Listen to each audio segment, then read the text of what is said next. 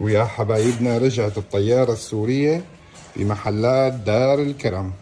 مثل ما عودتكم محلات دار الكرم بدبي جايب لكم تشكيلة خضار وفواكه من سوريا غير شكل.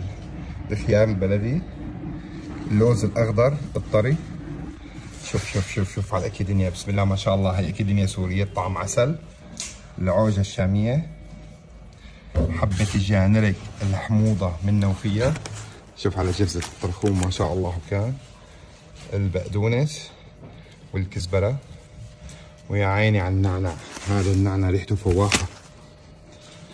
واحلى شيء الورق العنب السوري، ويا عيني على الزعتر الزوبعة السوري، شوفي على هالسبانخات ما شاء الله كان، الباذنجان الاسود البلدي، والكوسة المحفورة، والكوسة العادية، والفول الاخضر، الفاصوليا الخضراء، عكوبات جبال القلمون، شوف هاي العكوب منظف 100%. الصبارة السورية الطعم عسل، والبازيلا مثل ما عودناكم قصة وحكاية.